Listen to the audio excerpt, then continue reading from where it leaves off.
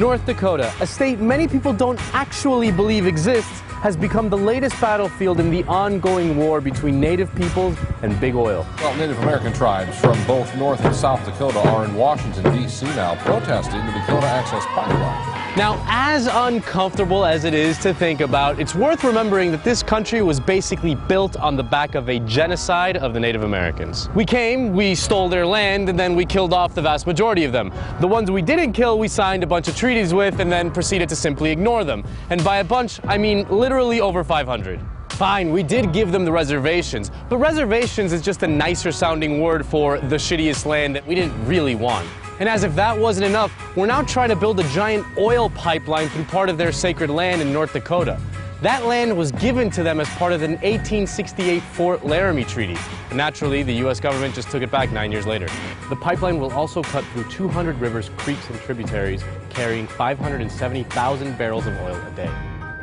Now, considering the fact that July was the hottest month ever recorded ever, we should be weaning ourselves off of fossil fuels, not making it easier to consume more oil. Native Americans who are protesting the construction of this pipeline are actually doing the work that all of us should be doing. And this has been part of a larger trend around the world. Indigenous protests have been at the forefront of the environmental battle against fossil fuels. Native people protested the expansion of the tar sands in Canada and the Keystone Pipeline here in the United States. And in Ecuador, it was indigenous people that helped bring a multi-billion-dollar lawsuit against Texaco and Chevron over oil pollution. Listen to our cries, because our indigenous people are suffering to protect the land that you are living on. In North Dakota, the protesters claimed that the pipeline would risk polluting the Missouri River, which they consider sacred. And their fears seem to be well-founded. Back in 2010, a pipeline burst near the Kalamazoo River in Michigan, dumping over 1 million gallons of oil into the river. The cleanup took years, cost over $1 billion, and the Kalamazoo River may never be the same.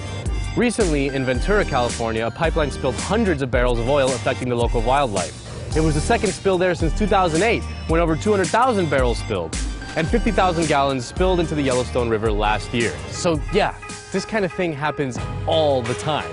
There's a section in the National Historic Preservation Act requiring federal agencies to take into account the effects of their undertakings on historic property.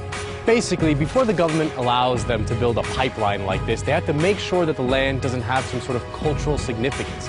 Like, they would never build a pipeline through Monticello or Plymouth Rock or the Alamo or something. It's a total violation of the law, which emphasizes consultation with the tribes. Quote, consultation with an Indian tribe must respect tribal sovereignty and the government-to-government relationship between the federal government and Indian tribes. Now a judge is set to decide whether this pipeline violates the law.